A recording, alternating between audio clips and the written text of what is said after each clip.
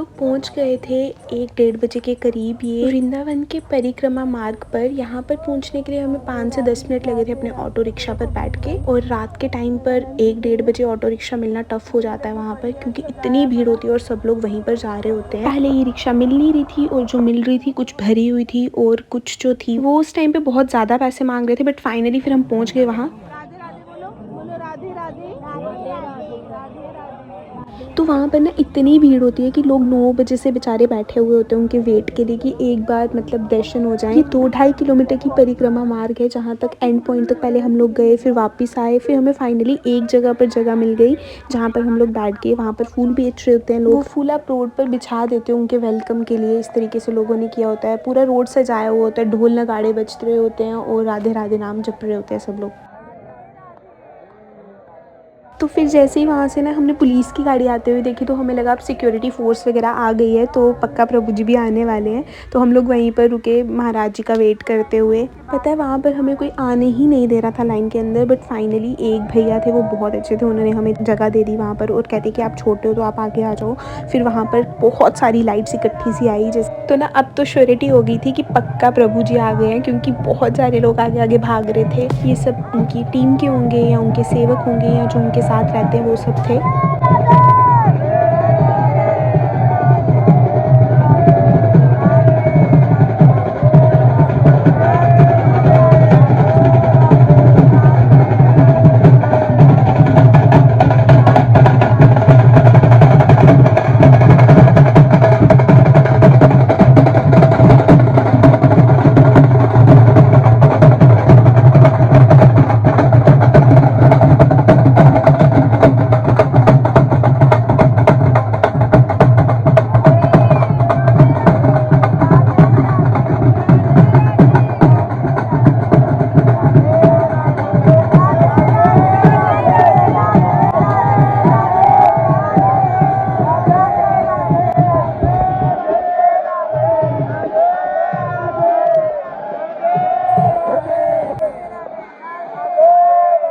हमें भी खड़े हुए यहाँ पर मतलब आधा 1 घंटा हो गया था, उससे भी ज़्यादा शायद से। और फिर ऐसा फील हुआ, मुझे तो पर्सनली ऐसा फील हुआ कि कुछ सेकंड्स के लिए कोई चीज़ आगे आई और वो चली गई, और वो इतनी पावरफुल थी और इतनी अट्रैक्टिव थी कि मतलब आप बता नहीं सकते। उसके बाद महाराज जी जब चले गए उसके काफ़ी टाइम बाद वहाँ से रस्सी हटी और काफ़ी सारे लोग जाकर वहाँ पर भूमि को प्रणाम कर रहे थे जहाँ से वो गए। तो महाराज जी कौन से कुंज में बैठते, कौन से आश्रम में बैठते वो मैं बताती हूँ। तो ये रहा वो राधा केली कुंज आश्रम, जहाँ पर महाराज जी रात में आते हैं और सुबह 9:30 बजे यहाँ से निकलते हैं शायद से। तो बहुत सारे लोग वहाँ पर आए होते हैं उनके एक दीदार के लिए, और महाराज जी के चेहरे पे इस तरह का नूर है ना कि आप उनसे नज़रें नहीं हटा सकते हो। सच में इतने पावरफुल और इतना अट्रैक्टिव उनका चेहरा लगता है। उसके बाद रात को हम कब आकर सो गए पता नहीं चला। नेक्स्ट मॉर्निंग मुझे साड़ी पहननी थी,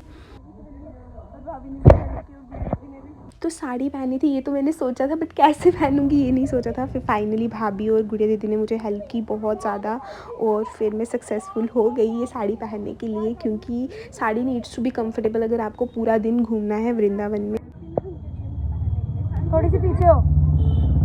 तो ना this was the best day मेरा वृंदावन में, क्योंकि इतनी मतलब आप जैसे जगह के हिसाब से जब अटायर पहनते हो ना आप अंदर से खुश होते हो, मुझे ऐसा लगता है। और मैं सच में, मेरे को बहुत खुशी थी इस दिन, क्योंकि शायद मेरे बहुत सारे सपने पूरे हो रहे थे। एक तो वृंदावन का सपना पूरा हो गया, बांके बिहारी जी के इतने सुंदर दर्शन हुए, प्रेमानंद जी महाराज जी से मिलने का, ऊपर से मैंने साड़ी भी पहन ली वहाँ पर। तो फिर थोड़ा सा आगे आके हमें ये बहुत ही प्यारी सी गाय माता मिली और उनकी बछड़ी भी उनके साथ में थी, तो मैंने दोनों से थोड़ा थोड़ा प्यार किया।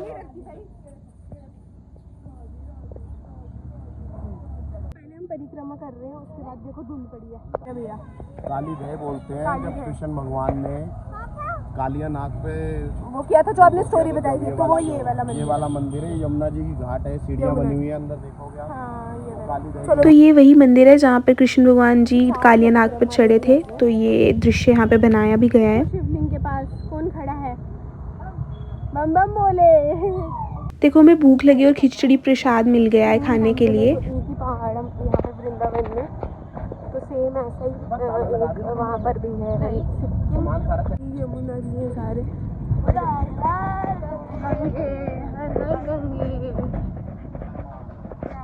आपका बोलना कि यमुना जी पहले यहाँ तक थे पूरा, अभी पीछे चले गए थोड़ा। चीर घाट जहाँ पे कृष्ण भगवान जी ने कितने 5000 साल पुराना पेड़। ये जब 5000 कृष्ण साल भगवान जी यहाँ गोपियाँ नहाने आई थी यमुना जी, तो उनके अच्छा। वस्त्र छुपा के इस पेड़ पर टांग पे टांगे थे, वो ये आज भी मानता है इस पेड़ पे कृष्ण भगवान जी वस्त्र कपड़े लेके आगे जाके दर्शन करो। तो जब हम लोग इस पेड़ के पास गए तो वहाँ पर कृष्ण भगवान जी के चरणों के निशान हैं और छोटे छोटे कपड़े भी आपको यहाँ पे पैसे देके मिलते हैं जो आप चढ़ा सकते हो। आफ्टर दैट हम उसके बिल्कुल अपोजिट गए यमुना घाट की तरफ, क्योंकि अभी तक हमने यमुना जी का पानी भी मतलब टच नहीं किया था और उसके बाद हमें वहाँ पर विसर्जन करना था। जो हार हमें बांके बिहारी टेम्पल से मिले थे वो हार हमें यहाँ पे विसर्जित करने थे।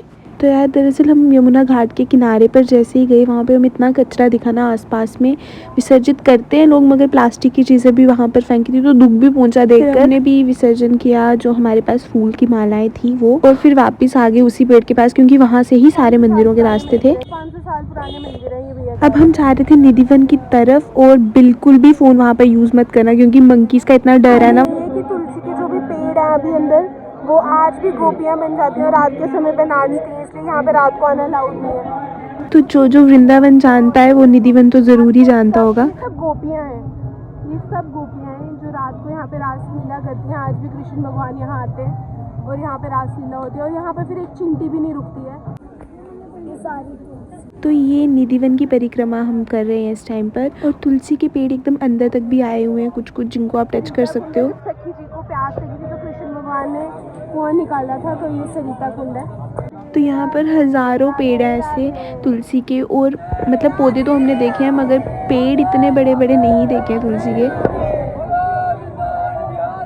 तो निधिवन के अंदर ही काफ़ी सारे मंदिर आते हैं जो मैंने सारे के सारे कवर किए हैं। वो सब देखने के लिए आपको स्टे ट्यून रहना पड़ेगा यानी कि नेक्स्ट व्लॉग के लिए। तब तक के लिए do like share comment and subscribe. Share करना बिल्कुल मत भूलना। Thanks for watching.